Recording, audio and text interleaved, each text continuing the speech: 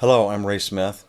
I'm the author of the Real Jazz Pedagogy book and also of the Science and Art of Saxophone Teaching. This YouTube channel is coordinated to those books, and I have a wonderful chapter coordinated to the saxophone book to chapter 12 on musical phrasing.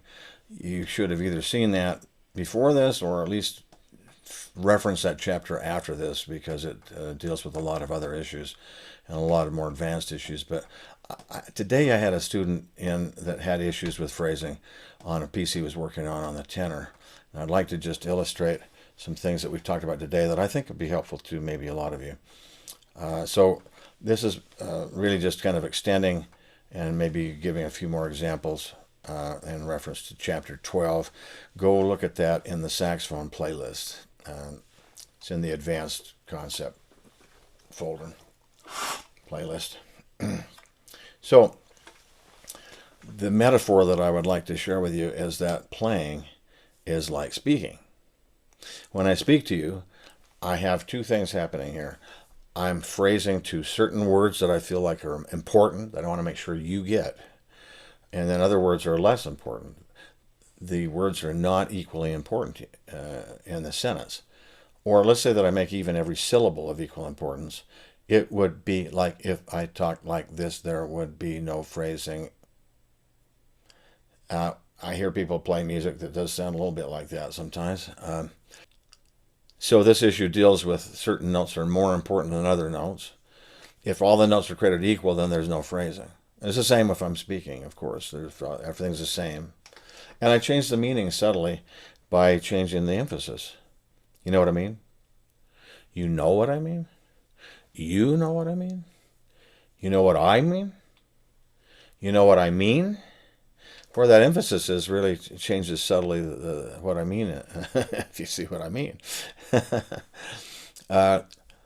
There's another issue in phrasing that has to do with speech, and that is that when we reach the end at a period or a comma or some other kind of punctuation like a semicolon, that we make a little space.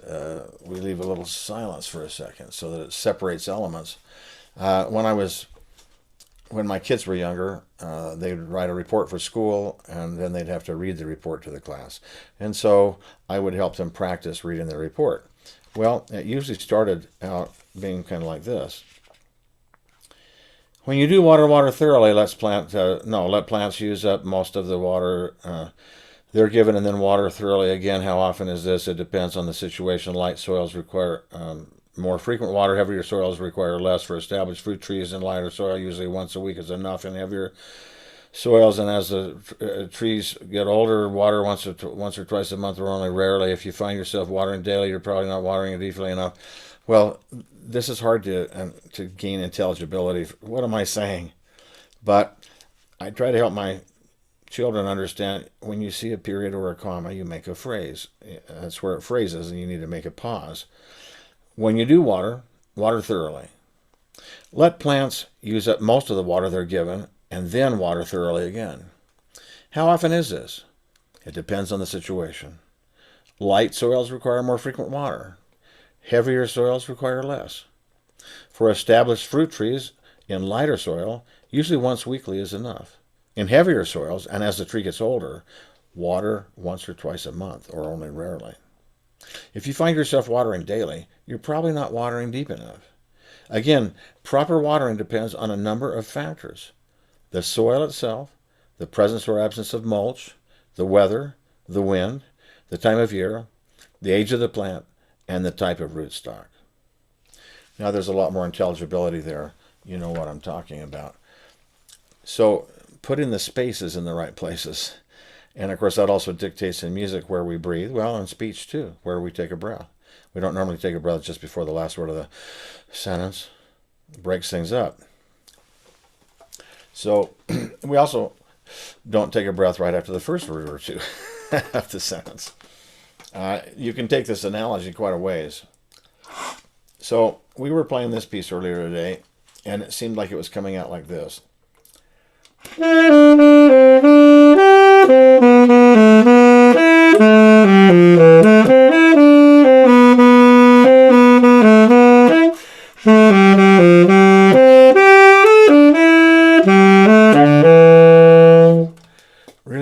much understanding of which notes matter the most, and not very much understanding of where those spaces should be. Where's the end of a musical sentence? So that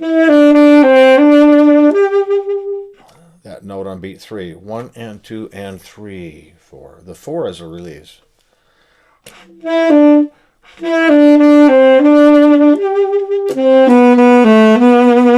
Same thing here. Let's try this again.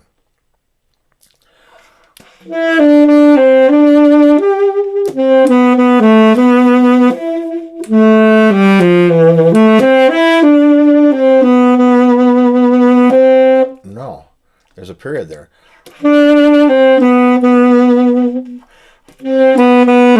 I need a little bit of, it sounds like two run-on sentences with no period if I don't phrase. Even if I didn't need a breath, which I did anyway, but even if I didn't need a breath, I would still make a lift there, or take a breath, make a pause at least, because I've got to separate those elements and indicate what the structure of the music is.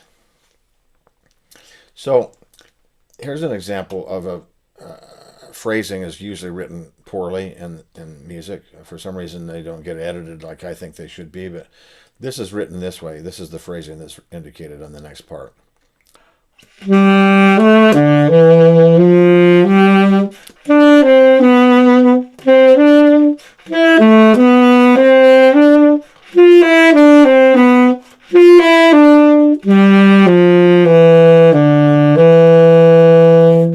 There's not much sense to that.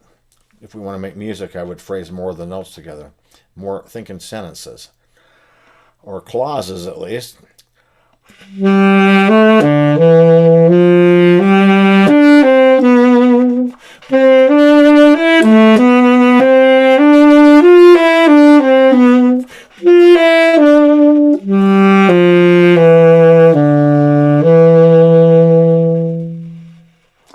If I'm not sure how I want to phrase a thing, for example, that last part, that time I breathed here, and then went on. Sorry, let me do this again.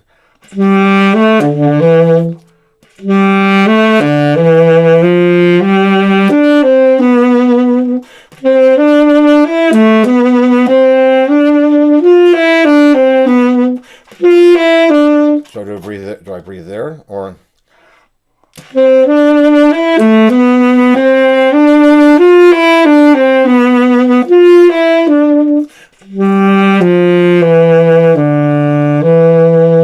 there?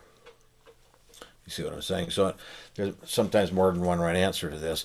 The important point is that some notes matter more than others. We have to discover what those are in the phrase, and then we lead to those important notes, and then we release away from them. We don't make all the notes equal. And the second important point is that I need to figure out where the sentence structures are so that I can make the proper spacing. Then I got a better idea of what I'm saying, how I'm trying to say it. This also, let me illustrate this though. I was talking about breathing in the weird places, like just before the last word of the sentence. What if I did play this way?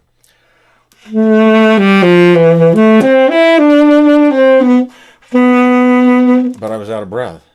No, this doesn't work.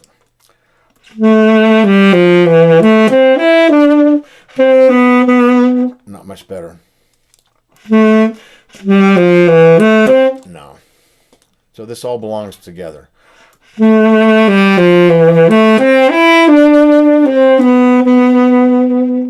left.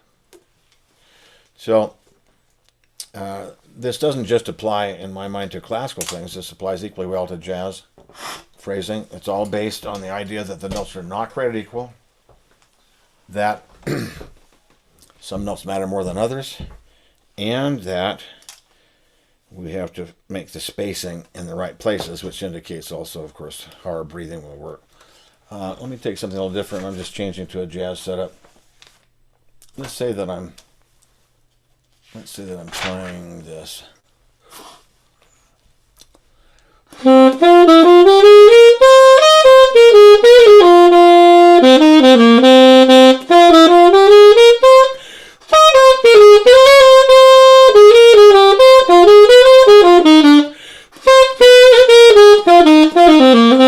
course, this is absurd, but right there is an example of just breathing when I need a breath.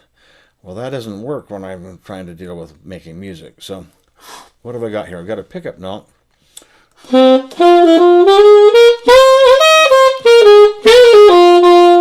Just a little addendum. This is a pickup again. It's the same phrase. Well, I've had a lot of students come in and go,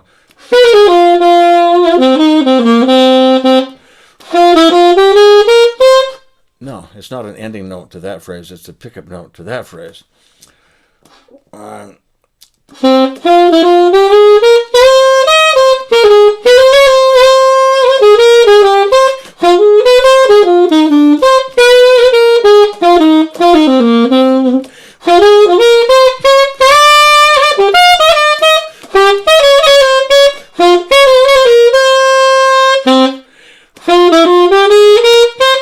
No. Do you recognize it's the same material as at the beginning?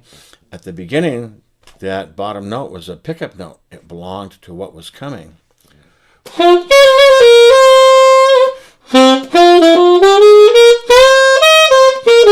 So again, knowing where to make your little pauses is a big part of getting good phrasing, and it's just the same as when you're speaking. There's one other thing. It would be annoying if I just said 2 words at a time, or 1 and then 2 and then maybe 3. No, I don't really want to break things. I want things to flow together. I hear this a lot.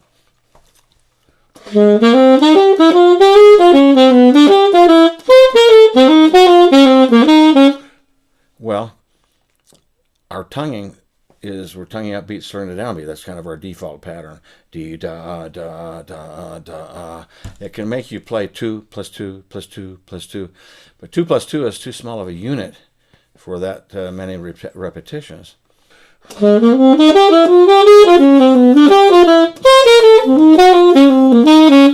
Now I'm phrasing over those. I am still tonguing. Of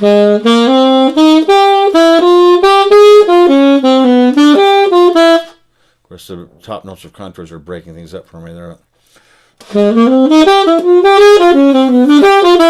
It doesn't sound like.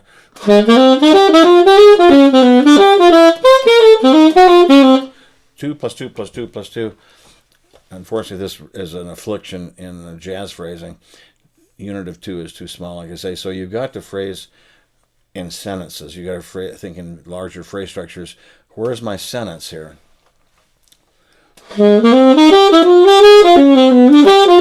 There's at least a comma right there. There's my period.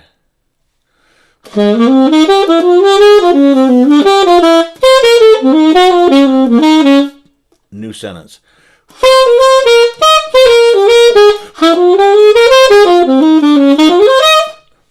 So we've got to think the same kinds of things in jazz phrasing. Where are the notes that matter? How am I phrasing toward them? And where am I spacing? Where do I have periods and commas and so on musically? So it's just a quick little metaphor here that can help your phrasing a lot if you think about how would I say that if I was talking? And would I actually have all things created the same? No. Some words really matter, and I'm going to exaggerate those, and then other words don't matter that much. I just throw them away. And it's very similar with the phrasing in music. So I like that imagery because we all know how to phrase when we talk. We don't all know how to phrase when we're playing music. So maybe there's some help there. I hope so, and wish you well.